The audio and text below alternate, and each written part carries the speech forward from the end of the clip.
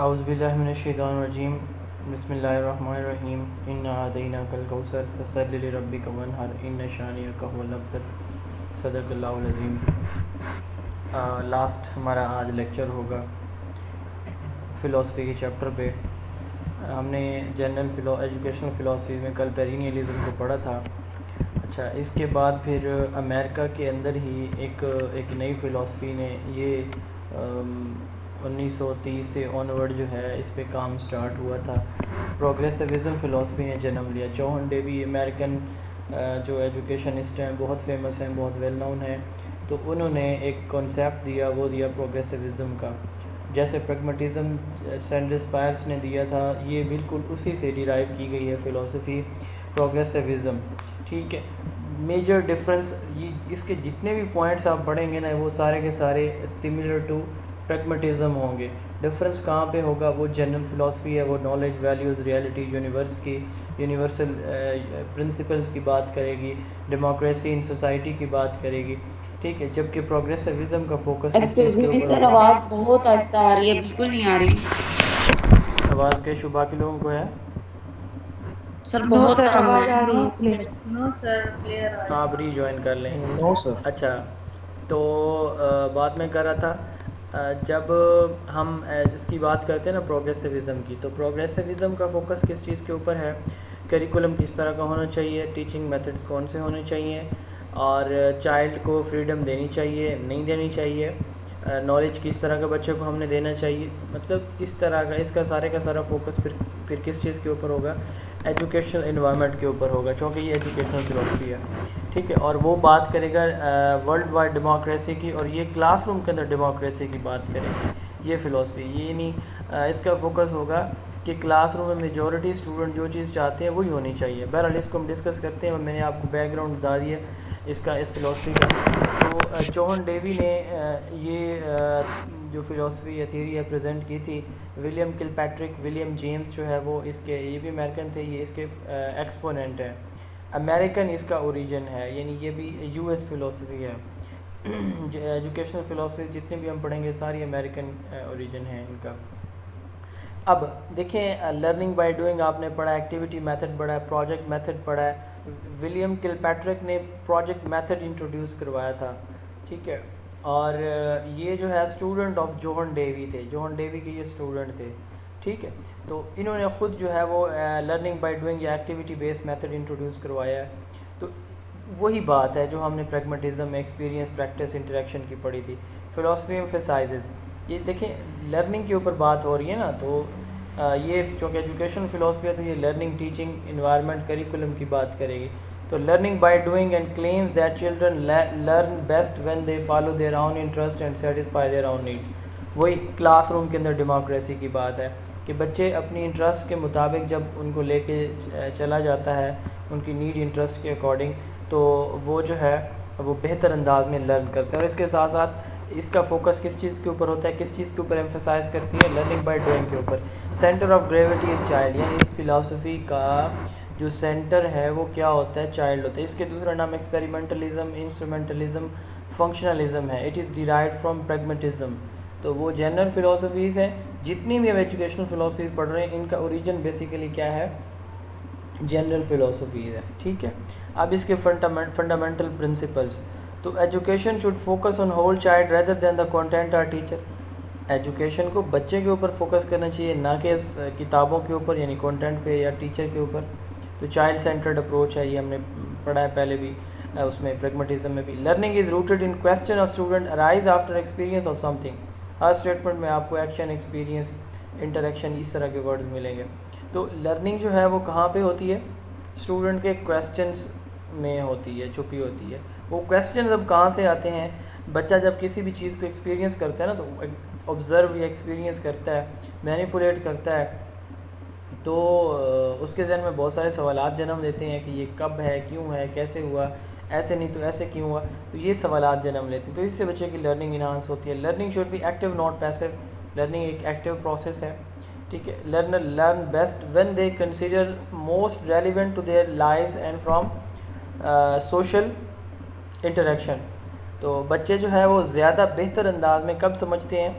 जब चीज़ें उनकी जो डेली जो लाइफ है उससे रिलेटेड रेलिवेंट होती हैं, और उनका जो सोशल इंटरेक्शन है, यानी सोशल इंटरेक्शन से मुराद ये है कि मुख्तलिफ लोगों के साथ रोज़ाना जो है हर एक शख्स की जो कन्वर्सेशन होती है, डायलॉग होता है, गुफ्तगू होता है, या प्रॉब्लम्स को फेस करना पड़ते हैं, वो मुख्तलिफ होते हैं। तो फिर अगर उनकी रोज़मर्रा ज़िंदगी से मुताल्लिक़ कुछ प्रॉब्लम्स उनको होंगे तो उनको समझना आसान हो जाएगा। करिकुलम कैसा होना चाहिए? Need, interest, ideas, experience and abilities of the learner. ठीक है, यानी ये प्रोग्रेसिविज़म, प्रैग्मेटिज़म बेसिकली साइकोलॉजिकल बेस्ड हैं। एक क्वेश्चन पास पेपर में था कि जॉन डेवी की जो थियरी है ये कौन से प्रिंसिपल्स को फॉलो करती है, सोशियोलॉजिकल भी और साइकोलॉजिकल भी। सोशियोलॉजिकल देखें, यहाँ पे देखें सोशल इंटरेक्शन की बात हो रही है, तो ये कहती है कि आप सोशल इंटरेक्शन पे फोकस करें, साथ साथ ये किस पे फोकस कर रही है? According to need, interest, ideas and experience. तो दोनों चीज़ें इसके अंदर हैं, ठीक है, सोशल एस्पेक्ट भी और साइकोलॉजिकल भी। तो ये पास पेपर में AJK के पेपर में क्वेश्चन पूछा गया था एक मरतबा।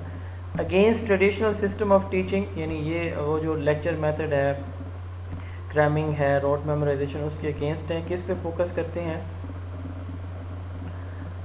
लर्निंग बाय डूइंग के ऊपर ये फोकस करते हैं, ठीक है। और इनका फोकस जो है इंडिविजुअल के इंटरेस्ट पे होता है। जैसे क्लास के अंदर जो लेक्चर मेथड है, ये ग्रुप इंटरेस्ट देखते हैं ना, कि आज ग्रुप जो क्लास है उनको हमने क्या पढ़ाना है, क्या नहीं पढ़ाना, जबकि ये इंडिविजुअल इंटरेस्ट पे फोकस करता है। Learning through experience, experimental knowledge is real, life is continuously changing process. ये पेपर में पूछा जा चुका है, ये स्टेटमेंट आई हुई थी कि life is continuously changing process. ये कौन सी फ़िलासफ़ी से डील करती है ये स्टेटमेंट? तो ये प्रोग्रेसिविज़म है। प्रोग्रेसिविस्ट यही कहते हैं कि ज़िंदगी मुसलसल तग़य्युर पज़ीर है। जैसे हमने पढ़ा था कि वैल्यूज़ डायनामिक हैं, हालात तब्दील हो जाते हैं, तो वैल्यूज़ भी चेंज हो जाती हैं, नॉलेज भी नया आ जाता है। इसकी एग्जांपल मैंने आपको दी थी, जैसे ICT है। तो life is continuously changing process, ये कॉन्सेप्ट है प्रोग्रेसिविज़म का। स्कूल को कैसे रन करना चाहिए? Democratic lines. क्या मतलब है? मेजॉरिटी स्टूडेंट, जो मतलब जैसे बच्चे चाहते हैं वैसे स्कूल को सारी की सारी जो स्कूल का करिकुलम है, एक्टिविटीज़, टीचिंग, लर्निंग अरेंज करनी चाहिए। Education is life itself not a preparation of life. Education जो है ख़ुद एक लाइफ है, ज़िंदगी की तैयारी का नाम नहीं है। जबकि पहले हमने पेरिनियलिज्म में पढ़ा था कि education is a preparation of life. Imitation नहीं होती बल्कि प्रिपरेशन है। Books are only the tools not the authority. Books कहते हैं ये सिर्फ टूल हैं आपको समझाने पढ़ाने के लिए, अथॉरिटी नहीं हो सकती, यानी बुक पे आप सारे का सारा रिलाई नहीं कर सकते। ऑब्जेक्टिव्स ऑफ एजुकेशन क्या होंगे? इंटेलिजेंट और प्रॉब्लम सॉल्वर बनाना, यही वहाँ पे भी था प्रैग्मेटिज्म में। Social awareness among the learners to live comfortable life, ये अभी मैं बात भी आपको बता रहा था कि ये सोशल प्लस साइकोलॉजिकल थ्योरी है। तो group learning, collaborative, cooperative to develop cooperation and social skills, ये ऑब्जेक्टिव्स हैं इसके। करिकुलम कैसा होगा? चाइल्ड सेंटर्ड होगा, ठीक है, बच्चे की नीड, इंटरेस्ट के अकॉर्डिंग होगा। Moral, social, vocational, intellectual, math, science, language, integrated curriculum की बात हम जब भी करेंगे इन थीरीज़ में, तो एक प्रोग्रेसिविज्म में करेंगे, एक प्रैग्मेटिज्म में करेंगे, ठीक है, याद रखिएगा। जैसे एक्टिविटी मेथड बेस्ड करिकुलम हमने पढ़ा था ना, तो उसमें पढ़ा था हमने इंटीग्रेटेड करिकुलम। तो जो एक्टिविटी बेस्ड करिकुलम है वो बेसिकली कहाँ से ओरिजिनेट हुआ है? प्रैग्मेटिज्म और प्रोग्रेसिविज्म से। क्योंकि प्रोग्रेसिविज्म प्रैग्मेटिज्म से हुआ है, एक्टिविटी बेस्ड जो है वो करिकुलम वो प्रोग्रेसिविज्म से आया है। तो हम इनको यूँ कह सकते हैं कि जो एक्टिविटी बेस्ड करिकुलम है उसका ओरिजिन प्रैग्मेटिज्म या प्रोग्रेसिविज्म है, ठीक है। तो डिसिप्लिन, चाइल्ड सेंटर्ड है, स्टूडेंट इसके अंदर एक्टिव होते हैं। टीचिंग मेथड कौन से होंगे? वही सारे के सारे जो किसके थे? प्रैग्मेटिज्म के थे। Group work, cooperative learning, project method, problem solving, inquiry, experimental method, debate, role play, discussion, ठीक है। और रोल ऑफ टीचर क्या होगा? टीचर एक फ्रेंड, फिलोसफर, गाइड होगा। फेलो ट्रैवलर होगा, यानी क्या मतलब है कि वो बच्चों को उनकी पेस के अकॉर्डिंग जो है साथ साथ चलेगा। Relate activities with daily life, और बच्चों की रोज़मर्रा ज़िंदगी के मुताबिक एक्टिविटीज़ को ढालेगा। Education is the reorganization of the experiences is set by Dewey, ये भी पेपर में पूछा जा चुका है। तो प्रैग्मेटिज्म, प्रोग्रेसिविज्म क्या है? सारी की सारी प्रैग्मेटिज्म है। डिफरेंस कहाँ पे है फिर? वो जनरल है, ये एजुकेशनल है। और जनरल में हम जो है ओवरऑल पूरी यूनिवर्स की, प्लैनेट की, ठीक है, मेटाफिज़िकल ऑब्जेक्ट्स के बारे में हम डिस्कशन करते हैं। जैसे वहाँ पे था कि वो आफ्टर डेथ का कॉन्सेप्ट, क्योंकि वो एक्सपीरियंस नहीं कर सकते, उन्हें नहीं पता प्रैग्माटिस्ट हो के ज़िंदगी के बाद, मौत के बाद दोबारा ज़िंदगी है या नहीं है, तो वो अल्लाह ताला ने हमें तो बता दी हैं सारी चीज़ें, तो वो कहते हैं कि नहीं, हम तो प्रैक्टिकल चीज़ों पे बिलीव करेंगे। तो मतलब बात करने का, समझाने का ये है कि वो जनरल चीज़ों पे फोकस करती है, ये एजुकेशनल इन्वायरमेंट में। और ये पेपर इंटरव्यू में सवाल पूछा भी गया था कि what is the major difference. तो देखिए डिफरेंस हम देख लेते हैं। जनरल फिलोसफी है प्रैग्मेटिज्म, एजुकेशनल फिलोसफी है प्रोग्रेसिविज्म। यूँ सब समझ लें आप कि ये जो है ये एक थ्योरी है और ये उसकी प्रैक्टिकल एप्लीकेशन है प्रोग्रेसिविज्म। चार्ल्स सैंडर्स पायर्स ने दी है और ये जोहन डेवी ने दी है। It is rational investigation of knowledge and reality through experience, यानी ये ऊपर सारी फिलोसफी की डेफिनेशन है और एंड पे वर्ड है एक्सपीरियंस। और इसको हम क्या कहते हैं? It is application of pragmatism for achieving learning objective through activities, project and learning by doing. इसको लर्निंग बाय डूइंग इसको आप कर दें डोमेन को ना। अच्छा, वैल्यूज़ आर डायनामिक, ये कहते हैं कि वैल्यूज़ डायनामिक हैं। डेमोक्रेसी सोसाइटी के अंदर ये प्रमोट करते हैं। प्रैक्टिकल स्किल्स के ऊपर ये फोकस करती है और cooperation among the member of society के ऊपर। अब ये देखें, यहीं से आप देख लें कि ये जो है स्टूडेंट के दरमियान जो है वो कोऑपरेशन पे फोकस करती है और ये प्रैक्टिकल स्किल की बात हो रही है यहाँ पे, तो ये बच्चे के प्रैक्टिकल नॉलेज के ऊपर बिलीव करेगी। ये डेमोक्रेटिक सोसाइटी डेवलप करना चाहती है और ये क्लासरूम के अंदर डेमोक्रेटिक वैल्यूज़ को प्रमोट करना चाहती है। ये कहती है कि वैल्यूज़ डायनामिक है और ये कहती है कि चाइल्ड खुद जो है वो वैल्यूज़ का क्रिएटर है, ठीक है, सेंटर ऑफ रियलिटी है, focus on child for learning. तो ये थोड़ा सा डिफरेंस था, ये इंटरव्यू का क्वेश्चन है बेसिकली। अच्छा, अमेरिकन ये फ़िलोसफीज़ है, तो अमेरिका के अंदर मुख्तलिफ जो है एक्सपीरियंस होते रहे हैं, तो ये कुछ प्लान भी आए थे, वो तो थीरीज़ हैं, कुछ प्लान थे। गैरे मेथड था, गैरे प्लान इसको हम कहते हैं, प्लेटोन सिस्टम भी इसको बोलते हैं, डाल्टन प्लान और विनिट का प्लान था। गैरे मेथड बेसिकली एक वर्क स्टडी प्ले प्लान था। वर्क यानी काम करें, स्टडी यानी यूँ आप समझ लें कि एक स्कूल के अंदर 3 काम होते हैं, ठीक है। एक ऐसा इदारा बनाया गया जिसके अंदर काम यानी फ़िज़िकल वर्क जो बच्चे ने आगे अपने प्रोफेशनल लाइफ में जाके करना है। मैंने टीचर बनना है फ़र्ज़ करें, तो मुझे वहाँ टीचिंग की प्रैक्टिस करवाई जाएगी, ठीक है। स्टडी थ्योरी जैसे हम स्टडी करते हैं, तो ये स्टडी होगी, टीचिंग, लर्निंग एंड प्ले। तो स्कूल के अंदर, इदारों के अंदर बच्चों को खेल का इन्वायरमेंट भी क्रिएट करके दिया जाएगा। तो वर्क स्टडी प्ले प्लान था ये गैरे मेथड, गैरे प्लान या प्लेटोन सिस्टम इसको कहते हैं। एल्बर्ट एच गैरे ने इंडियाना यूनिवर्सिटी यूएसए के अंदर 2006 में ये इंट्रोड्यूस करवाया था। आप में से जो पुराने स्टूडेंट हैं, आप में से कोई बता सकता है कि इंडियाना यूनिवर्सिटी जो यूएसए के अंदर है, तो इसका हमारे एजुकेशन के अंदर बहुत एक इम्पोर्टेंट इसकी इन्वॉल्वमेंट है, वो किस एरिया में थी, कब थी, कोई बता सकता है? सर IER जो इंस्टीट्यूशन है लाहौर में रिसर्च, वो उनके ताउन से बना था। यस, जो हमारा इंस्टीट्यूट ऑफ एजुकेशनल रिसर्च है 1960 के अंदर पंजाब यूनिवर्सिटी के अंदर हमारा एक ये इदारा कायम किया गया था। उस इदारे का नाम है IER, institute of educational research, education and research.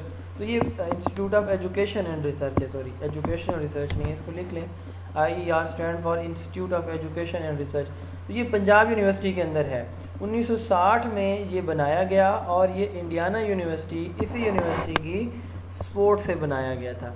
अच्छा, हम बात कर रहे थे एल्बर्ट एच गैरे की, तो इसने जो है विलियम विर्ट को अपना सुपरिटेंडेंट या प्रिंसिपल के तौर पर हायर किया इस इनोवेटिव स्कूल सिस्टम के अंदर, और इसने स्कूल को 2 पार्ट्स में डिवाइड किया। एक में क्या था, स्टडी प्ले था और दूसरे में वर्क था। अब जो स्टडी वाला था, यानी 2 तरह के वहाँ पे उसने इन्वायरमेंट बनाया। एक इन्वायरमेंट जिसमें जो तालीम दी जाती थी ना, दी जानी थी, तो उससे रिलेटेड प्रैक्टिकल अपॉर्चुनिटीज़ थी। मसलन एक बच्चे ने कार का इंजीनियर मैकेनिक बनना है, तो उसको वहाँ पे प्रैक्टिकली मैकेनिक की तालीम दी जाती, प्रैक्टिकली, यानी थ्योरी नहीं पढ़ाई जाती थी, प्रैक्टिकली उसको काम करवाया जाता। और दूसरा क्या था, दूसरी साइड पे वही थ्योरी जो जैसे हमारे यहाँ नॉर्मल पॉजिटिव एजुकेशन चल रही है स्कूल, कॉलेज, यूनिवर्सिटी की, ये वाला सिस्टम था। तो स्कूल 2 पार्ट्स में डिवाइडेड था, 2 ग्रुप्स में। एक जो है वो स्पेशलाइज्ड टीचर थे और दूसरे इक्विप्ड सिचुएशन के अंदर उनको पढ़ाया जाता। तो ये गैरे प्लान था। ये बेसिकली जो बिज़नेस ड्रिवन या इंडस्ट्रियल मूवमेंट थी ना, उनको प्रमोट करने के लिए कि बच्चे को स्कूल के अंदर से ही जो है उसको उसके प्रोफेशनल कैरियर से मुतालिक चीज़ें बताऊँ। ये इसमें ज़्यादा मैंने नहीं ख्याल कि आपसे डीपली अगर कुछ पूछा भी गया तो पूछा जाएगा, तो ये आ सकता है वर्क स्टडी प्ले प्लान किस मेथड या प्लान का पार्ट है, तो गैरे मेथड, गैरे प्लान या प्लेटून सिस्टम का, तो ये कब इस्टेब्लिश हुआ 2006 के अंदर इंडियाना यूनिवर्सिटी में। और इसमें स्कूल के दो पार्ट से, एक जो एक्सपर्ट टीचर हैं और दूसरा जो है इक्विप्ड सिचुएशन में। उसके बाद है डाल्टन प्लान। डाल्टन प्लान हम इंशाल्लाह हिस्ट्री में भी पढ़ेंगे। तो डाल्टन प्लान में बेसिकली इसके 3 कंपोनेंट थे, ये आगे जाके हम डिटेल में पढ़ेंगे। फ़िलहाल आप इतने याद रखें कि सेकेंडरी एजुकेशन के जो इंडिविजुअलाइज बेस एक जो है वो सिस्टम इंट्रोड्यूस करवाया गया डाल्टन। ये थी Helen Parkhurst, she was also student of John Dewey. ये भी जॉन डेवी की एक स्टूडेंट थी और इसने जो है वो लेबॉर्ट्री, असाइनमेंट और होम, ये 3 जो है इसके कंपोनेंट थे इसके स्कूल के। तो होम में जो है वही टीचिंग लर्निंग होती थी, ठीक है, और लेबॉर्ट्री के अंदर प्रैक्टिकल एक्सपेरिमेंट परफॉर्म किए जाते थे, प्रैक्टिकल जैसे डिमॉन्स्ट्रेशन है, एक्टिविटीज़ है, इस तरह की परफॉर्मेंस होती थी स्कूल के अंदर ही। और तीसरा था असाइनमेंट। असाइनमेंट में बच्चों को होमवर्क, क्लास वर्क दिया जाता था। तो इसके सिस्टम के 3 कंपोनेंट थे और ये बच्चों की नीड इंटरेस्ट के अकॉर्डिंग ये भी सिस्टम चलता रहा। तो ये डाल्टन प्लान था, इसको हम आगे जाके देखेंगे। इसके 3 कंपोनेंट होते हैं। Dalton plan was given by Helen Parkhurst, she was student of John Dewey, और इसके 3 कंपोनेंट थे, assignment, laboratory, assignment and house या होम था। तो तीसरा है विनिट का प्लान। अब विनिट का प्लान एक अपनी नौयत का एक नया ही समझ लें कि प्लान था। इसमें यह था कि एक बच्चे को एक ही वक्त में 2 मुख्तलिफ ग्रेड्स में पढ़ाया जाए, ठीक है, यानी तीसरी और चौथी में मिसाल मैं दे रहा हूँ, एक ही क्लास में एक ही साल में बच्चा एक क्लास के बजाय 2 मुख्तलिफ ग्रेड्स में पढ़े, तीसरी को भी पढ़े, चौथी को भी पढ़े। तो ये विनिट का प्लान था। एजुकेशनल सिस्टम ये अमेरिकन थे, ये सारे इम्प्लीमेंट नहीं हुए, लेकिन ये सिस्टम है ये चल रहा है। तो educational system that allowed the children to work in several grade at once, ठीक है जी। तो ये कुछ 3 इंपॉर्टेंट प्रोग्रेसिव एजुकेशनल प्लान्स थे। अच्छा, अब इसके बाद आता है एसेंशियलिज्म। अब देखें, अगर आप इसको थोड़ा सा क्रिटिकली देखें तो पेरिनियलिज्म जो था वो सारी की सारी कैसे थी, टीचर सेंटर्ड थी, वही अपनी कल्चर ट्रेडिशन को पढ़ाते थे। तो ये जब थ्योरी दी गई ना, जॉन डेवी ने दी, तो इस पे इम्प्लीमेंटेशन हुई। इम्प्लीमेंटेशन के बाद ये देखा गया कि बच्चा तो हाँ अपने कल्चर और ट्रेडिशन को भी भूलता जा रहा है, यानी जो उनकी अपनी सिविलाइजेशन है, अपने जो रस्म व रवाज हैं, अपने उनके जो नेशनल जो स्टैंडर्ड्स हैं, बच्चा तो उसको भी भूलता जा रहा है। तो फिर क्या हुआ, यूएस जो एजुकेशनिस्ट हैं उनमें स्पेशली विलियम बैगले, ये जो है सर पकड़ के बैठ गए। इसके साथ और भी थे, कॉपरमैन, इन्होंने भी इस पे काम किया, फिर साइजर, रिकओवर, तो ये अमेरिकन थे, ये भी इन्होंने कहा कि हमारा बच्चा तो बेसिक्स को भूलता जा रहा है, यानी हमारी जो बुनियादें हैं, बेसिक्स हैं, वो भूलता जा रहा है, हमारे ट्रेडिशन और कल्चर को भूलता जा रहा है। तो बच्चे को बेसिक्स पे लाया जाए, बच्चे को अपना कल्चर ट्रेडिशन पहले, अपने सोसाइटी के स्टैंडर्ड नॉर्म्स पहले समझाए जाएँ, अपनी सिविलाइजेशन के बारे में पहले सिखाया जाए, ठीक है। इसमें बच्चे को फ्रीडम ऑफ चॉइसेस नहीं देनी चाहिए, हमारा बच्चा तो बिगड़ रहा है, ठीक है। तो इसके नतीजे में फिर एक फ़िलासफ़ी आई उसके अगेंस्ट जो है प्रोग्रेसिविज़म के, विलियम बैगले ने दी, अमेरिकन थे, रिकओवर, कॉपरमैन, साइजर, ये इसके एक्सपोनेंट है। एक्सट्रीमली इम्पोर्टेंट, एसेंशियल का मतलब क्या होता है, बहुत अहम। अब देखें, मैंने कुछ वर्ड्स बोले हैं, एक मैंने वर्ड बोला है बेसिक का, एक मैंने वर्ड बोला है कल्चर ट्रेडिशन का, एक मैंने बोला है नॉर्म्स का, सोसाइटी के स्टैंडर्ड का, ठीक है। अब देखें, बेसिक जो एजुकेशन होती है ना, हम उसको कोर एजुकेशन भी कहते हैं। ये एक इजाफा कर लें अपनी मेमोरी के अंदर कि बेसिक एजुकेशन को कोर एजुकेशन भी आप कह सकते हैं, कोर कहते हैं फंडामेंटल को। तो ये फ़िलासफ़ी क्या कहती है, philosophy emphasizes that common core of knowledge need to be transmitted to the student in a systematic and discipline way, यानी वही बेसिक एजुकेशन या बेसिक्स जो आपकी हैं सोसाइटी की, तो वो जो है यानी useful knowledge, skills, values and attitude, ये आपके ट्रांसफ़र होने चाहिए आपके बच्चे के अंदर। तो इनका स्लो, जैसे बैक टू नेचर किसका था, बैक टू यूनिवर्सल ट्रूथ हमने पेरिनियलिज्म का पढ़ा है, बैक टू नेचर हमने नेचुरलिज्म पढ़ा, और बैक टू बेसिक्स, ठीक है। तो वो जो है हमने ये किसके अंदर पढ़ रहे हैं, ये एसेंशियलिज्म के अंदर। बेसिक्स का मतलब बैक टू बेसिक्स का यहाँ से मुराद प्रमोट रीजनिंग, बच्चे के अंदर रीजनिंग को जो है वो प्रमोट किया जाए, अपने कल्चर ट्रेडिशन को, अपनी रवायात को, अपनी बेसिक्स को पढ़ा के। अब देखें इनका फोकस किस चीज़ के ऊपर होगा। पहला फोकस कल्चर और अपने कल्चर और स्किल के ऊपर, ठीक है, ताकि बच्चा जो उसका जो माइंड सेट बना हुआ है कि वो तो अपनी मर्ज़ी करेगा, तो वो थोड़ा सा डिसिप्लिन हो जाए, उसका जहन डिसिप्लिन वे में चले कि भाई मैंने अपने टीचर को भी फॉलो करना है, अपने कल्चर ट्रेडिशन को भी। तो फिर क्या हुआ, इनका फोकस किस चीज़ के ऊपर था, मेंटल डिसिप्लिन के ऊपर। पेपर में पूछा गया ये यूज़फुल कल्चर एंड स्किल, ये स्टेटमेंट ये अलग थी एक पेपर में, ये अलग थी, ये दोनों आ चुकी हैं। इट वाज रिएक्शन अगेंस्ट प्रोग्रेसिविज्म, ये मैंने बताया आपको भी। Assimilation of prescribed subject matter, यानी जो सब्जेक्ट मैटर आपने उनको डिज़ाइन डेवलप करके दे दिया उसी को वो याद करेंगे, अपनी चॉइस नहीं होगी, अगेंस्ट है ना उसके। तो असिमिलेशन का मतलब क्या होता है, जो चीज़ आपको दे दी जाए उसी को आपने आगे अप्लाई करना है, जो आपने सीखा है, अपनी मर्ज़ी नहीं, अपनी चॉइसेस नहीं है। तो assimilation of prescribed subject matter, moral और इंटेलेक्चुअल वैल्यूज़ बच्चों के अंदर, वही जो अपना कल्चर ट्रेडिशन है, अखलाकियात को प्रमोट करना। School should be practical and making student practical and valuable member of the society, school practical होना चाहिए, स्कूल के अंदर प्रैक्टिकल वैल्यूज सिखाई जाएँ। कोर करिकुलम जो है इस पर फोकस होना चाहिए, लेकिन कोर करिकुलम चेंज हो सकता है, करिकुलम चेंज हो सकता है। Basics should be train like reading, writing, speaking, logic, ये बेसिक्स जो है वो बच्चों को पढ़ाई जानी चाहिए। अच्छा, ये अपने एम्स ऑफ एजुकेशन कहाँ से लेते हैं, अपने ट्रेडिशन और कल्चर से लेते हैं। कहाँ से लेते हैं जी, एम्स, ये भी सवाल आ चुका है एक पेपर में। अच्छा, कौन सी चीज़ रेलिवेंट है और कौन सी चीज़ ह्यूमैनिटी के लिए और बच्चों को एक अच्छी लिवलीहुड गुजारने के लिए हेल्प आउट कौन सी चीज़ करेगी, वो जो है इसका करिकुलम का हिस्सा होनी चाहिए। और टीचिंग मेथड वही ट्रेडिशनल होंगे, जो लेक्चर मेथड है वही वाले सारे ट्रेडिशनल, मोरल वैल्यूज़ पढ़ाई जाएंगी ट्रेडिशनल मेथड से।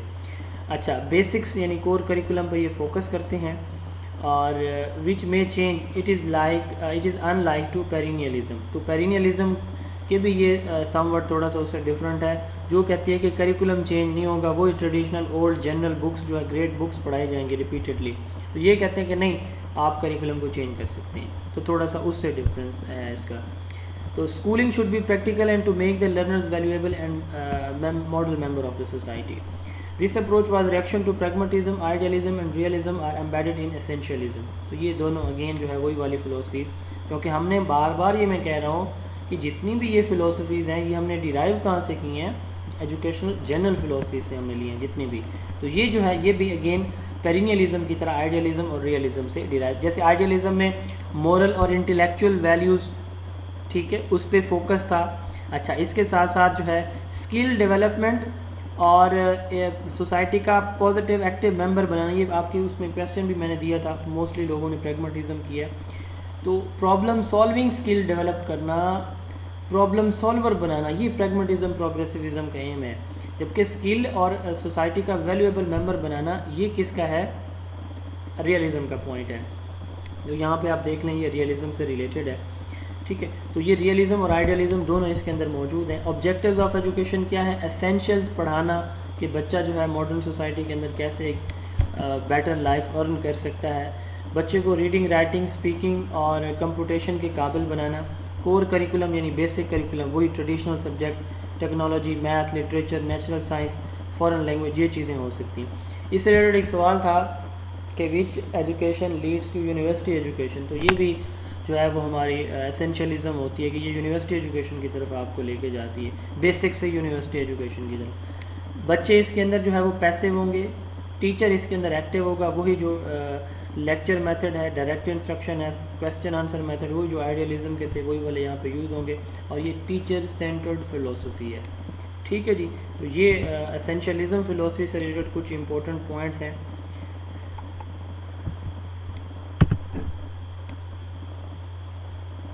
समझ आ रही है जी?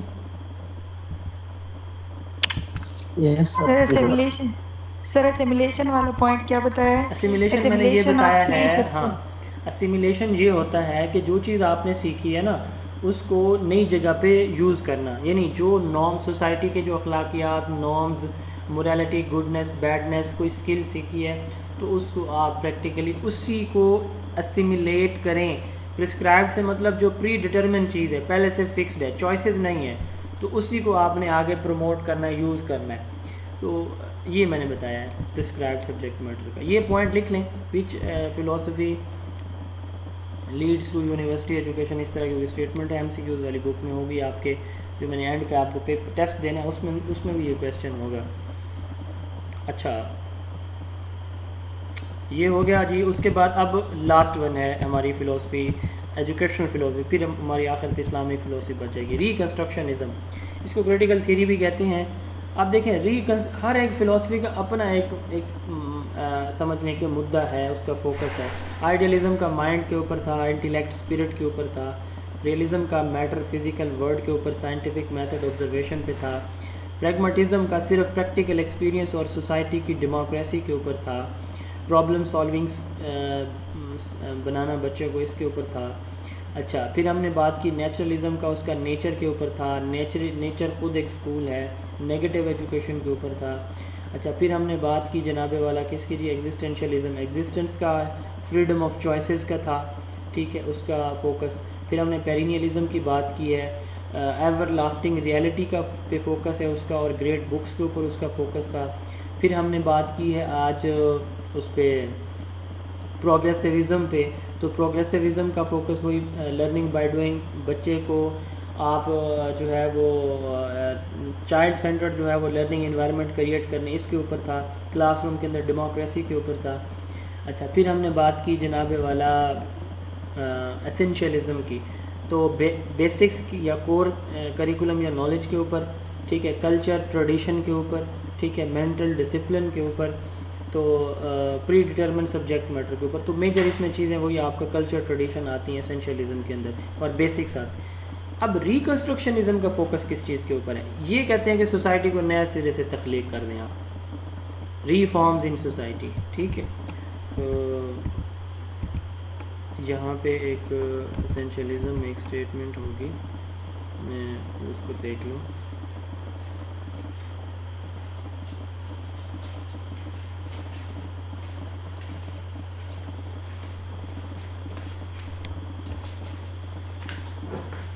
अच्छा चले, वो मेरे जहन में जैसे आएगी तो फिर मैं बाद में बता दूँगा। अच्छा रिकन्स्ट्रक्शनिज़म का फोकस किस चीज़ के ऊपर है भाई? इसका फोकस जो है वो इस फ़िलासफ़ी का, सारी की सारी फ़िलासफ़ी का जो फोकस है वो है डेवलपमेंट ऑफ सोसाइटी। नई सोसाइटी आप जो है वो डेवलप करें। यानी क्या मतलब, ये फ़िलासफ़ी कहती है कि आप नए सिरे से एक नई सोसाइटी जनरेट करें, ठीक है। एजुकेशन इन एजुकेशनल इन्वायरमेंट आप ऐसा दें, एजुकेशनल इन्वायरमेंट आप एक ऐसा बच्चे को दें, इन्वायरमेंट आप ऐसा दें कि एक नई सोसाइटी, यानी सोशल जो क्या रेवोल्यूशन आप समझ लें कि आप वो जो है वो सोसाइटी के अंदर ले आएँ, सोशल रेवोल्यूशन। तो ये इसका फोकस है। यानी यूँ समझ लें कि जैसे हमने बात की थी ना कि कंजर्वेटिव फ़िलासफ़ी मैंने कौन सी बताई है आपको, द मोस्ट कंजर्वेटिव फ़िलासफ़ी,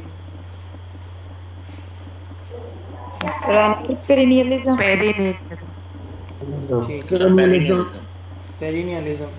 अच्छा, और सबसे एडवांस या मॉडर्न फ़िलासफ़ी फिर कौन सी होगी एजुकेशनल फ़िलासफ़ीज़ में?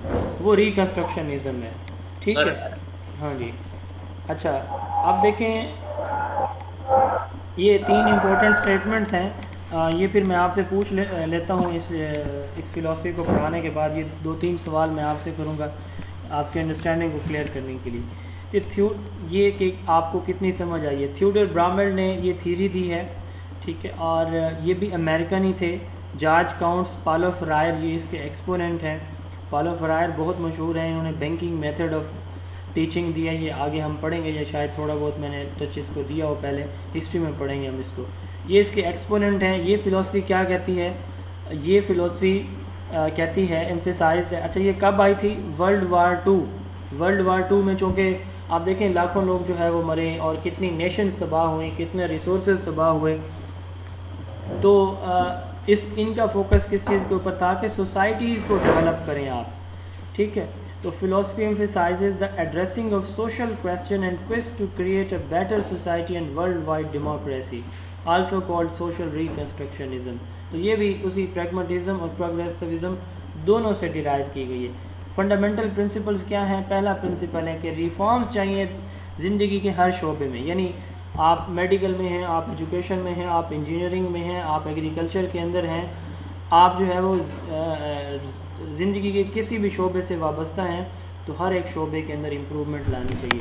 जैसे हमारे यहाँ जो है वो हर एक इदारे के अंदर, हर एक ज़िंदगी के हर एक शोबे के अंदर इतनी इम्प्रूवमेंट्स आ चुके हैं कि ह्यूमंस की जगह मशीन्स ने ले ली है। तो इसके 5 जो है वो बेसिस हैं। सबसे पहले है टोटलिटी, यानी ये कहते हैं कि हर एक एरिया को आप शामिल करें। रेवोल्यूशनरी, यानी हर एक एरिया के अंदर आप तब्दीली लेकर आएँ, कंप्लीट चेंज। फिर है डेमोक्रेसी, और ये है कि जो चेंज आप ला रहे हैं, ठीक है, या होल जिसको आप शामिल कर रहे हैं, तो ऐसी चीज़ें आप शामिल करें जो मेजॉरिटी की नीड्स हों, यानी जो आप रेवोल्यूशंस लाना चाह रहे हैं, तो वो आप मेजॉरिटी की नीड्स इंटरेस्ट को देखते हुए आप जो है वो तब्दीली लेकर आएंगे। फिर है सेलेक्टिविटी, तो जब आपने मेजॉरिटी को देखना है, जब आपने टोटलिटी को देखना है, और आप चाहते हैं कि जो मेजॉरिटी है, ज़्यादा जो तादाद में लोग हैं, उनकी जो ज़रूरत है उनको देखते हुए आपने जो तब्दीली लानी है, तो फिर आपको जो चॉइसेस करनी पड़ती हैं, डिसीजन मेकिंग, सिलेक्शन क्या होता है, डिसीजन मेकिंग प्रोसेस होता है, तो उसमें आपको चीज़ें बड़े एहतियात से चुननी पड़ती हैं, सेलेक्ट करनी पड़ती हैं कि ये एरिया चाहिए हमें इम्प्रूवमेंट में, ये चाहिए। उसके बाद है कोहेरेंस, तो आपके इन सारे जो ऊपर हमने बातें की हैं, totality, revolutionary, democracy and selectivity, इनके अंदर एक कोहेरेंस यानी कंसिस्टेंसी मौजूद होनी चाहिए। तो 5 इसके प्रिंसिपल हैं। टेक्नोलॉजी जो है किस थ्योरी में मैंने बताया, फिलोसफी में, कि वो टेक्नोलॉजी के अगेंस्ट हैं। पेरिनियलिज्म। हाँ जी, ठीक है। तो पेरिनियलिज्म का जो है वो अगर हम स्ट्रॉन्ग अपोनेंट बताएं तो वो कौन सी फिलोसफी होगी? ये कह रहे हैं कि यूज़ ऑफ टेक्नोलॉजी, ये कहते हैं टेक्नोलॉजी पे ही फोकस करें, वो कह रहे हैं टेक्नोलॉजी नहीं होनी चाहिए। तो ये reconstructionism. Democracy is only truth and reality, democracy की बात दोनों उन फिलोसफीज ने की, और मैंने आपको बताया कि ये जो है बेसिकली ये प्रोग्रेसिविज्म से ली गई है, लेकिन प्रोग्रेसिविज्म चूँकि प्रैग्मेटिज्म से ली गई है, तो हम यूँ कह सकते हैं कि ये जो है प्रोग्रेसिविज्म और प्रैग्मेटिज्म दोनों का जो है वो मजमुआ समझ लें। तो system must be change to improve the human conditions, यानी इसका फोकस किस चीज़ के ऊपर है? रेवोल्यूशंस के ऊपर, नई इनोवेशन के ऊपर, नई टेक्नोलॉजिकल एडवांसमेंट के ऊपर, सोसाइटी की असर नौ तश्कील के ऊपर, चेंज के ऊपर, रिफॉर्म्स के ऊपर। तो culture and society are the basic source of values which may change with the time. Education should reflect social economical consideration and construct new social system. तो इसके अंदर आपको ना society, social system, social reform, social change, ये जो मैंने आपको keywords बार बार बताए थे ना, तो इनको आप याद रख लें। फ़िलोसफी से रिलेटेड 4-5 सवाल आते हैं, 1-2 तो बहुत ही आसान होते हैं, 1-2 मीडियम लेवल के, तो 1-2 थोड़ा सा घुमा फिरा के पूछे जाते हैं कभी कभार। इट इज़ सक्सेसर ऑफ प्रोग्रेसिविज्म, तो ये प्रोग्रेसिविज्म का सक्सेसर है, जानशी है, ये उसकी ब्रांच समझ लें। तो करिकुलम किस तरह का होना चाहिए, जिसमें सोशल प्रॉब्लम जैसे हंगर है, थर्स्ट है, टेररिज्म है, वायलेंस है, इन चीज़ों को एड्रेस किया जाना चाहिए। Objectives of education, social revolution, eradication of social ills, ठीक है, और cultural, social, political, economical problems को जो है वो ख़त्म करके एज सर नाउ एक नई सोसाइटी कंस्ट्रक्ट करना। Technological advancement every sector of life, in every sector of life. अब करिकुलम कैसा होगा? Democratic, civic education. सिविक्स जो होती है ना एजुकेशन, कोई बता सकता है सिविक सेंस या सिविक एजुकेशन क्या होता है? जी, शहरियत। शहरियत मतलब शहरियत से मुराद ये है, शहरियत से मुराद ये है कि जी क्या? जी बताएं सर। जो सोसाइटी के अंदर नॉर्म्स होते हैं, रूल्स, या सोसाइटी के रूल्स को हम सिविक रूल या सिविक वो कहते हैं, एजुकेशन कहते हैं, सोसाइटी के रूल्स को अंडरस्टैंड करना। Social problems, bringing the world into classroom, ये जो है इनका, ये नहीं, चूँकि ये पूरी सोसाइटी की बात हो रही है ना, तो ये कहते हैं कि हर एक एस्पेक्ट को क्लासरूम के अंदर डिस्कस होना चाहिए। चाइल्ड सेंटर्ड है अगेन, टीचिंग मेथड इसके dialect, critical consciousness, problem solving, cooperative, वही वाले जो प्रोग्रेसिविज्म के थे। और रोल ऑफ टीचर क्या है? फैसिलिटेटर होगा। कॉन्सेप्ट ऑफ रिकंस्ट्रक्शनिज्म, आप ये देखें यहाँ पे रिकंस्ट्रक्शनिज्म का डेवी ऑब्वियसली इसके सपोर्टर हैं, इस फिलॉसफी के, ठीक है, रिकन्स्ट्रक्शनिज्म के। बट यहाँ पे जो वर्ड लिखा हुआ है ना, कॉन्सेप्ट ऑफ रिकन्स्ट्रक्शनिज्म वाज गिवन। अब देखें रिकन्स्ट्रक्शनिज्म का मतलब क्या होता है। रिकन्स्ट्रक्ट का मतलब ये है कि आपने कोई चीज़ सीखी, उसको एक नए और मुख्तलिफ अंदाज में दोबारा आप करते हैं। आपने साइकिलिंग सीखी, ठीक है, ये कोई डिश बनानी सीखी, आप उसके अंदर थोड़ी सी तब्दीली लाते हैं और एक नई जिद्दत के साथ एक नई चीज़ बना डालते हैं। तो ये होता है रिकन्स्ट्रक्शनिज्म। जो नॉलेज आपको दिया गया है तो आप उसको मतलब मज़ीद पॉलिश करते हैं, ये रिकन्स्ट्रक्शन होता है लर्निंग के अंदर, जो कि जोहन डेवी ने बताया। जी हमारी जी एजुकेशनल फ़िलासफ़ीज़ थी, मैंने आपको बता दिया पहले ही साथ साथ ही कि कौन सी फ़िलासफ़ी किस फ़िलासफ़ी से डिराइव की गई है। तो यहाँ पे दो कॉन्सेप्ट हैं, मॉडर्निज़म एंड पोस्ट मॉडर्निज़म। ये बेसिकली दोनों रिसर्च पैराडाइम भी हैं, तो वहाँ भी इनको हम डिस्कस करेंगे। यहाँ हम देख लेते हैं कि मॉडर्निज़म जो है फर्स्ट वर्ल्ड वार 1 के बाद इस पे फोकस किया गया, जबकि पोस्ट मॉडर्निज़म वर्ल्ड वार 2 पे। मॉडर्निज़म का जो फोकस है रैशनल और लॉजिकल जो नॉलेज है इस पे फोकस है। एक होता है एम्पिरिकल, एक होता है, आप लोग जो है वो कन्फ्यूज़ हैं। कितनी दफ़ा मैं बता चुका हूँ कि भाई empirical knowledge, sense perception, sensory knowledge, sense observation, ये चारों सेम चीज़ें हैं। फिर जनाब वाला आप एम्पिरिकल और रैशनल में फिर मिक्स हो जाते हैं। तो रैशनैलिटी किसको कहते हैं? लॉजिक को कहते हैं, रीज़न को कहते हैं। एम्पिरिकल से मुराद ये है, बहुत सारे लोगों ने प्रैग्मेटिज्म लगाया और मैं पिट थक गया था भाई। एम्पिरिकल जो है सेंस ऑब्जर्वेशन या सेंसरी नॉलेज ये रियलिज्म ने दिया है सबसे पहले, साइंटिफिक मेथड भी उन्होंने दिया है। तो मॉडर्निज़म का फोकस किस चीज़ के ऊपर? Rational and logical. रैशनल या लॉजिकल एक ही बात है कि हमें नॉलेज कहाँ से मिलता है, कैसे मिलता है, रैशनल या लॉजिकल ग्राउंड से मिलता है। जबकि पोस्ट मॉडर्निज़म जो है वे ये लॉजिकल थिंकिंग को जो है रिजेक्ट करता है। यानी ये क्या कहता है? Post modernism was based on an unscientific irrational thought process and it rejects the logical thinking.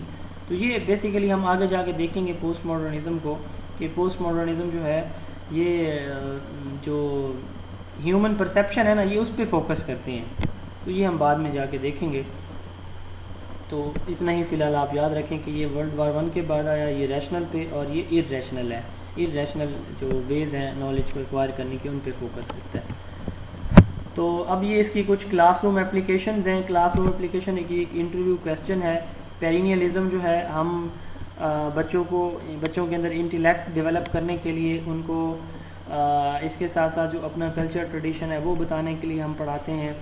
ये थ्योरी यूज़ कर सकते हैं अपनी पुरानी जो सिविलाइजेशन है उसके बारे में। एसेंशियलिज्म जो एसेंशियल बेसिक कोर नॉलेज है उसके बारे में, ठीक है। और इसके साथ साथ बच्चे को अपने कल्चर ट्रेडिशन के बारे में अवेयरनेस देने के लिए, मेंटल डिसिप्लिन के लिए। प्रोग्रेसिविज्म बच्चे को प्रॉब्लम सॉल्विंग एबिलिटीज़ जो है उसके अंदर वो डेवलप करने के लिए, प्रैक्टिस डेवलप करने के लिए, डेमोक्रेटिक जो कोलैबोरेटिव क्लासरूम एनवायरनमेंट है वो डेवलप करने के लिए। एंड रिकन्स्ट्रक्शनिज्म जो है society, social changes, social problem, social issues, word social आएगा इस स्टेटमेंट में लाजिम, तो उसको एड्रेस करने के लिए या रिकन्स्ट्रक्ट करने के लिए सोशल रिकन्स्ट्रक्शन। इसका नाम रिकन्स्ट्रक्शनिज्म भी है, सिंपली सोशल रिकन्स्ट्रक्शनिज्म भी इसको कहा जाता है। इस फिलोसफी को क्रिटिकल थ्योरी भी कहा जाता है। अब लास्ट हमारा टॉपिक है इस्लामिक फ़िलोसफी। अब देखें इस्लामिक फ़िलोसफी भी, अगर इसको हम क्रिटिकली इन्वेस्टिगेट करें ना, इसके प्रिंसिपल्स को, तो ये कम्बिनेशन ऑफ डिफरेंट फ़िलोसफीज़ है। यानी इस्लामिक फ़िलासफ़ी एक परफेक्ट फ़िलासफ़ी, इसके अंदर सारी चीज़ें आ जाती हैं।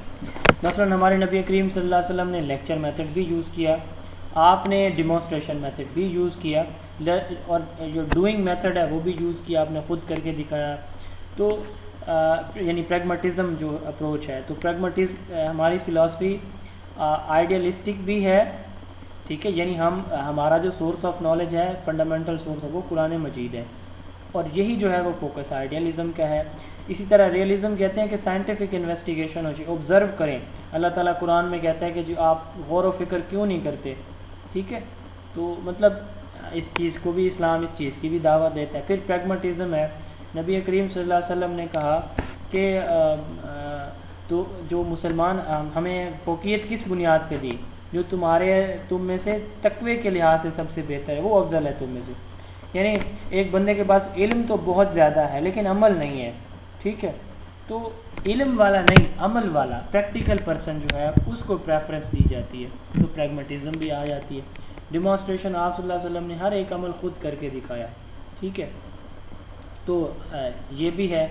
अच्छा, इसी तरह पेरिनियलिज्म भी आ जाती है उसमें। अगर हम देखें तो अपनी सिविलाइजेशन को भी पढ़ते हैं, अपनी जो है वो जो इस्लामिक बुक्स हैं उनको भी हम जब से ये लिखी गई हैं या कुरान मजीद नाजिल हुआ तब से हम उनको ही फॉलो कर रहे हैं बग़ैर किसी तब्दीली के, तो ये भी आ जाता है। इस तरह एसेंशलिज़म हमारा जो कल्चर ट्रेडिशन है वो भी, उनको भी इस्लाम जो है एक वेटेज देता है, हमारे इस्लामिक जो रवायात हैं उनको, इस्लामिक वैल्यूज़ को। तो हम जो है एक नई सोसाइटी पे भी, यानी हर एक फ़िलासफ़ी इस्लामिक फ़िलासफ़ी के अंदर मौजूद है। ये इंटरव्यू का क्वेश्चन है, अल्लाह ताला आप सबको जब टेस्ट में क्वालिफाई कराएंगे इंशाल्लाह तो फिर हम इंटरव्यू के लिए इस क्वेश्चन को रिकन्सिडर करेंगे उस time. Islamic philosophy, Islamic philosophy Islamic principle पे बेस करती है। Analysis, criticizing, reconstructing existing educational infrastructure, ये हमें हेल्प करती है कि हम एनालाइज करें, क्रिटिसाइज़ करें और रिकन्स्ट्रक्ट करें अपने एजुकेशनल सिस्टम को। तो मेटाफिज़िकल बिलीव्स क्या हैं? अल्लाह ताला जो है वो अल्टीमेट रियलिटी है हमारे नज़दीक, यानी रियलिटी जो है वो तख्लीक करने वाली ज़ात अल्लाह ताला की ज़ात है। तो मेटाफिज़िकल बिलीव्स यानी ओंटोलॉजिकल बिलीव्स हैं अल्लाह ताला और उसकी जो, अब ये देखें ना, मेटाफिज़िकल की बात है तो गॉड एंड हिज एट्रीब्यूट्स, अल्लाह ताला और उसके मज़ाहिर जिनको हम नहीं एक्सपीरियंस कर सकते, बहुत सारी चीज़ें ऐसी हैं। तो God is one who can be worship, God is all knowing, living, everlasting, omnipotent, omnipresent, omniscient. अल्लाह ताला कादिर मुतलक हैं, अज़ल से मौजूद हैं, अब तक मौजूद रहेंगे, हर एक चीज़ पर कादिर हैं। तो ये हमारा फंडामेंटल मेटाफिज़िकल बिलीफ है।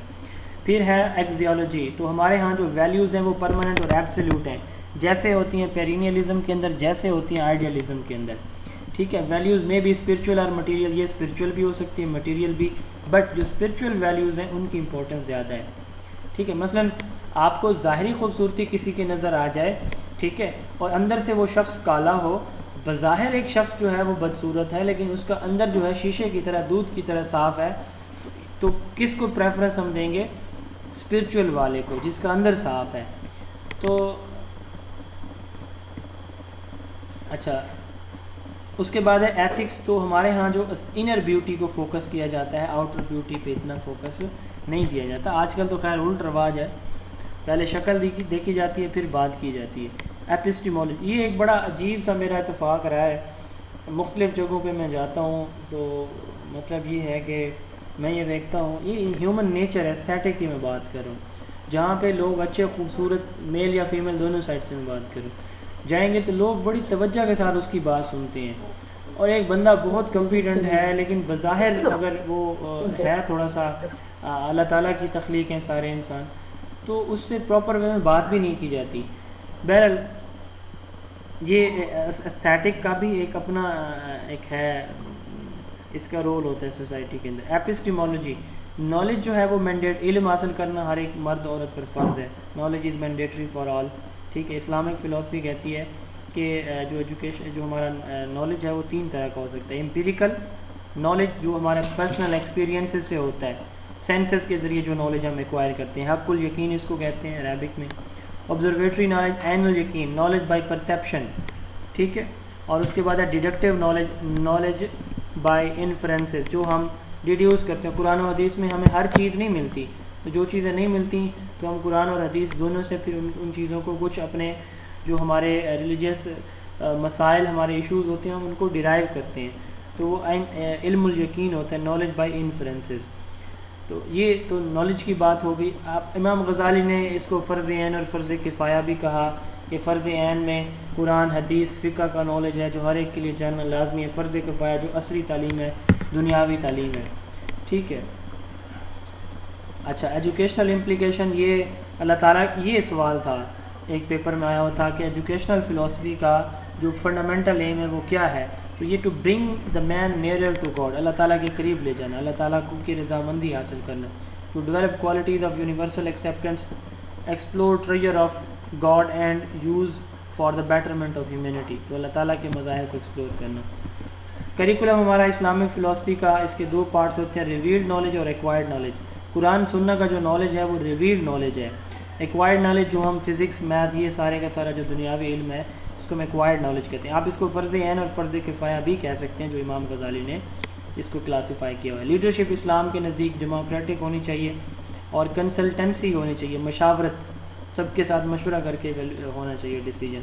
इवेलुएशन जो है वो रिटन भी हो सकती है, औरल भी हो सकती है। तो इस्लाम जो है एक अरबिक वर्ड असामा से डिराइव किया गया, इसका मतलब होता है टू एक्सेप्ट और सबमिशन। तो इस्लाम के जो 3 इस्लामिक फ़िलासफ़ी के पर्सपेक्टिव है, conservative, religious, rational and pragmatismic philosophy है हमारी, ठीक है।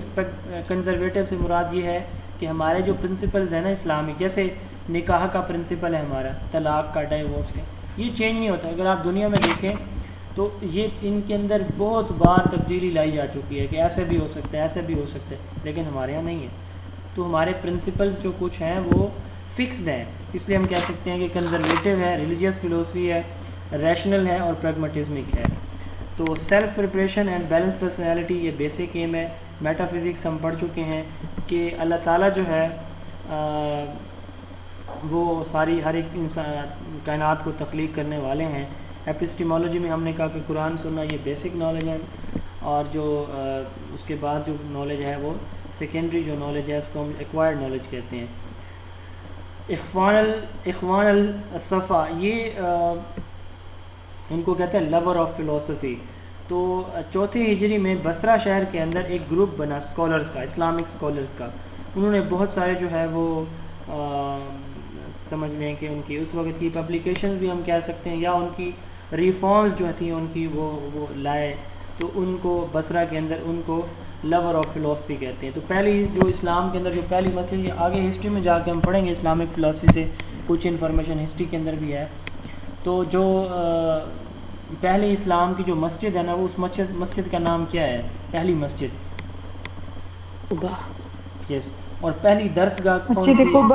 यस। और पहला जो सुफा, हाँ सर दार अरकम जो हमारा पहला जो है वो स्कूल था, और सूफा हमारी पहली यूनिवर्सिटी थी। ये सवाल भी पेपर में आ सकते हैं। पहली जो मस्जिद है वो हमारी इस्लामिक फ़िलासफ़ी के अकॉर्डिंग वो हमारा क्या थी? मस्जिद कुबा। पहला स्कूल हमारा या दरसगाह वो हमारी थी दार अरकम, तो ये मदीना शरीफ के अंदर थी। फिर जो है वो सूफ़ा जो है वो सॉरी मक्का शरीफ में थी ये, और ये जो सूफ़ा है फिर ये मदीना के अंदर इस्टेब्लिश हुई थी। यूनिवर्सिटी हम कह सकते हैं सूफ़ा को। अच्छा, पर रेजिडेंशियल यूनिवर्सिटी, हाँ रेजिडेंशियल, क्योंकि साहबा वहाँ रहते थे ना, जिनके रिश्तेदार नहीं थे बने वो वहाँ रहते थे सूफ़ा के अंदर। तो क्लासरूम ये आप पढ़ लीजिएगा, ये कुछ नहीं इंपॉर्टेंट, लेकिन हमारा जो करिकुलम होता है वो रिजिड होता है, कुरान और सुन्ना पे बेस करता है। तमाम फ़िलासफ़ीज़ इस्लामिक फ़िलासफ़ी के अंदर मर्ज्ड हैं, ये मैं आपको पहले बता चुका हूँ। तो ये हमारा जो है ये टॉपिक था फ़िलासफ़ी का, ये कंप्लीट हो गया है। तो इससे रिलेटेड 2-3 सवाल मैं आपसे पूछ लेता हूँ, तो पता चल जाएगा आप लोग कितनी समझ आई है। पहला क्वेश्चन है कि philosophy of education which emphasizes everlasting reality कौन सी होगी? Good. Philosophy which focus on useful culture and skills? Essentialism sir. Life is continuous changing process. Progressivism. Reforms are required in all walks of life. Reconstructivism. Okay, ठीक है। अच्छा, कुछ और सवाल भी हो जाए, चले। एसेंशियलिस्ट एसेंशियलिस्ट जो है वो, बल्कि ये तो मैं बता ही रहा हूँ ना सर। अच्छा, ये कहते हैं कि ह्यूमन नेचर हमेशा एक जैसी होती है, human nature remain same everywhere. Perennialism, ठीक है। बच्चे को जो है वो उसकी इंटेलेक्चुअल डेवलपमेंट करें और बच्चा जो है जो स्पिरिचुअल बीइंग बने, ये किस फिलॉसफी का बिलीफ होगा? रियलिज्म,